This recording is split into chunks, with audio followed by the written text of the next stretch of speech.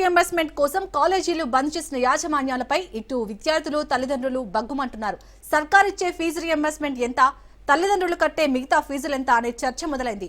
కాలేజీలో చదువుతున్న పిల్లలందరికీ ఫీజు రీయింబర్స్మెంట్ వర్తించదని, లక్షల ఫీజులు చెల్లిస్తున్నామని ప్రభుత్వం పేరు చెప్పి కాలేజీలు బంద్ చేయడం ఏంటనే ప్రశ్నలు ఇటు పేరెంట్స్ నుంచి అటు స్టూడెంట్స్ నుంచి వస్తున్నాయి. ఫీజు బకాయిలు ప్రభుత్వం చెల్లించాల్సిందే, అందులో ఎలాంటి సందేహం లేదు. అయితే ప్రభుత్వం రీయింబర్స్మెంట్ ఇస్తలేదని కాలేజీలు బంద్ చేస్తే చదువులు పాడైపోవా అనే భయాలు తల్లిదండ్రుల్లో స్టూడెంట్స్ లో వ్యక్తమవుతున్నాయి. ఇంటర్నల్ ఎగ్జామ్స్, సెమిస్టర్ ఎగ్జామ్స్ తరచూ వాయిదా పడటం, రిజల్ట్ ఆలస్యం అవడం, చదువులో క్వాలిటీ లేకపోవడంపై ఆందోళన నెలకొంది.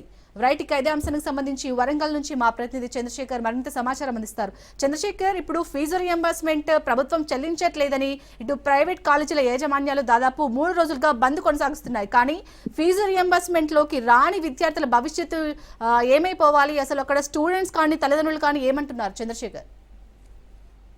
చాలని ఇటు ప్రభుత్వం ప్రైవేట్ కాలేజీ యాజమాన్యాల మధ్య ఇటు విద్యార్థుల భవిష్యత్తు అయితే నగిలిపోతుందని చెప్పుకోవచ్చు. ఒక పక్క ఫీజు రియంబర్స్మెంట్ ఏదైతే పెండింగ్ బకాయిలు చెల్లించడం లేదని ప్రైవేట్ కాలేజీలు బంద్ కు పిలుపునిచ్చాయి. ఈ నేపథ్యంలో విద్యార్థుల యొక్క భవిష్యత్తుకు, విద్యార్థుల యొక్క చదువులకు ఆటంకం కలుగుతుందని విద్యార్థుల తల్లిదండ్రులతో పాటు విద్యార్థి సంఘ నాయకులు కూడా చెప్తున్నారు. ఒక పక్క లక్షల రూపాయల ఫీజులు కట్టి మా పిల్లల్ని చదివిస్తున్నాము, కొంతమందికి ఫీజు రియంబర్స్మెంట్ ద్వారా ప్రభుత్వం చెల్లింపులు చెల్లించడం లేదని, పెండింగ్ బకాయిలు 10,000 కోట్లకు పైగా పేరుకుపోయాయని చెప్పేసి ప్రైవేట్ కాలేజీలు ప్రభుత్వంపై ఒత్తిడి తేవడానికి కాలేజీలను బంద్ చేస్తే డబ్బులు కట్టి చదివిస్తున్న మా పిల్లల భవిష్యత్తు ఏంటంటే, అలాగే మిగతా వాళ్ళు కూడా ప్రభుత్వం ఫీజులు చెల్లిస్తుందని చదువుతున్న ఇటు విద్యార్థి సంఘాలతో పాటు తల్లిదండ్రులు కూడా ఆందోళన చేస్తున్నారు. మనతో పాటు విద్యార్థి సంఘ నాయకుడు ఉన్నాడు, తనతో మాట్లాడదాం. చెప్పండి, ఇప్పుడు ఫీజు రియంబర్స్మెంట్ పేరుతో కాలేజీలు బంద్ను ప్రకటించాయి. దీనిపైన విద్యార్థుల భవిష్యత్తు కూడా ఇబ్బంది అవుతుందని తల్లిదండ్రులు కూడా ఆవేదన వ్యక్తం చేస్తున్నారు. దీనిపైన విద్యార్థి సంఘాలుగా మీరేం చెప్తారు? ఈ తెలంగాణ రాష్ట్ర కాంగ్రెస్ ప్రభుత్వం చేయడం వలన ఈ రోజు పేద విద్యార్థుల జీవితాలు నాశనమయ్యే పరిస్థితి తెలంగాణ రాష్ట్రం ఉన్నది. దాదాపుగా గత 3-4 నెలలు ఈ తెలంగాణ రాష్ట్ర ముఖ్యమంత్రి రేవంత్ రెడ్డి గారు స్కాలర్షిప్లు విడుదల చేస్తామని చెప్తున్నారు తప్ప ఏ ఒక్క రూపాయి కూడా ఈ రోజు విద్యార్థుల అకౌంట్లో కానీ కళాశాల అకౌంట్లో కానీ ఒక్క రూపాయి కూడా వేసిన పాపన పోలేదు. విద్యార్థులు, పేద మధ్యతరగతి కుటుంబాల విద్యార్థులు తెలంగాణ రాష్ట్రంలో స్కాలర్షిప్ ఫీజు మీద ఆధారపడి చదువుకుంటున్నారు. ఆ ఆధారపడి దాని మీద చదువుకునే దాన్నే ఇప్పుడు ఆ స్కీమ్ ను మీరు ఆపేశారు. అంటే రాష్ట్ర వ్యాప్తంగా ఈ రోజు పేద విద్యార్థుల జీవిత నాశనం అయితే దానికి ప్రధాన కారణం తెలంగాణ ప్రభుత్వమే. విద్యార్థులకు మానసిక ఒత్తిళ్లకు గురవుతున్నారు. ఈ రోజు మేము చెప్పేది ఒకటే, రాష్ట్ర ప్రభుత్వానికి అసలు మీరు విద్యార్థులు చదువు చెప్పదలుచుకున్నారా, చదవద్దనుకున్నారా? ప్రభుత్వ కళాశాలలు డిగ్రీ కావచ్చు, ఇంటర్ కావచ్చు, పీజీ కావచ్చు, ఇంజనీరింగ్ కావచ్చు, ప్రైవేట్ కళాశాలలు కావచ్చు, అంటే ఫీజులు కడితేనే మేము విద్యార్థి సర్టిఫికెట్ ఇస్తాం. ఇప్పుడు డిగ్రీ అయిపోయిన విద్యార్థి పీజీ పోవాలంటే 30,000 రూపాయలు 40,000 రూపాయలు కట్టాలి. ఈ రోజు విద్యార్థులకు అన్ని డబ్బులు ఎక్కువ వస్తాయి. ప్రభుత్వం చెల్లించాల్సిన డబ్బులే ఈ రోజు ప్రభుత్వం చెల్లించలేదు. గతంలో ఈ స్కాలర్షిప్ లో సంబంధించి కూడా ఈ కాంగ్రెస్ ప్రభుత్వం ఉమ్మడి ఆంధ్రప్రదేశ్ లో ఈ కాంగ్రెస్ ప్రభుత్వం ఈ స్కీమ్ తీసుకొచ్చింది. మళ్ళీ ప్రభుత్వమే విద్యార్థుల జీవితాలతో నాటకాడుతుంది. విద్యార్థుల జీవితాలను దెబ్బకొట్టే ప్రయత్నం చేస్తా ఉంది. ఎందుకంటే మనం చూసుకుంటే ఒక పక్క ప్రభుత్వం ఫీజు బకాయిలు చెల్లించట్లేదు. ఇప్పుడు కాలేజీలు అయితే బంద్కు పిలుపునిచ్చాయి. ఇప్పుడు ప్రభుత్వం కాలేజీల మధ్యలో ఇటు విద్యార్థుల భవిష్యత్తు నాశనం అవుతుంది. ఎందుకంటే మీకు తెలుసు, ఫీజు రియంబర్స్మెంట్ అందరికీ రాదు, కొద్ది మందికి వస్తుంది. మిగతా వాళ్ళు డబ్బులు కట్టి చదివిస్తున్నారు. ఇటు వారి జీవితాలు కూడా ఆగమైపోతున్నాయి కదా కాలేజీలు తీసుకున్న నిర్ణయం పైన. దీనిపైన మీరు విద్యార్థి సంఘాలుగా ఏ విధంగా ముందుకెళ్తారు? ఇప్పుడు కొంతమంది డబ్బున్న వాళ్ళు ఫీజులు కట్టుకుంటారు, కొంతమంది డబ్బులు ఉన్న వాళ్ళు ఫీజులు కట్టుకోరు. దీని వల్ల ఏంటంటే మళ్ళా విద్యార్థులకు ఇప్పుడు కాలేజీ వ్యవస్థ బంద్ పెడితే 100 మందిలో 10 మంది విద్యార్థులు ఫీజులు కట్టి 90 మంది విద్యార్థులు ఫీజు కట్టరు.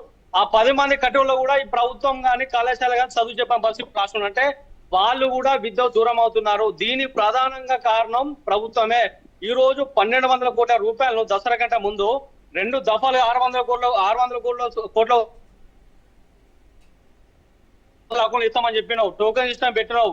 ఈ దొంగ మాటలతోటి నువ్వు టోకెన్ చేస్తావు, 600 కోట్ల అటైపోయింది.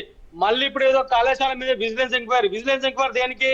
నువ్వు నిజంగా నీ తెలంగాణ రాష్ట్రంలో నువ్వు నిజమైన ముఖ్యమంత్రి పరిపాలన చేస్తే ప్రభుత్వ జూనియర్ కళాశాల, డిగ్రీ కళాశాల వాష్రూమ్స్ లేవు, టైల్స్ రూమ్స్ లేవు, ఫ్యాన్స్ లేవు, గదులు లేవు, సొంత భవనాలు లేవు, రెంటెడ్ భవనాలు కూడా ఉంటున్నాయి, గురుకులాలు లేవు, సొంత భవనాలు.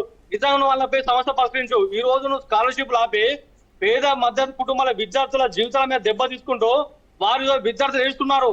ఈ రోజు కళాశాలలో ప్రైవేట్ ఉన్నంత విద్యా కళాశాలలో 4 రోజులు ఉండాలి. రాష్ట్రంలో కళాశాలలు బంద్ పెట్టాయి.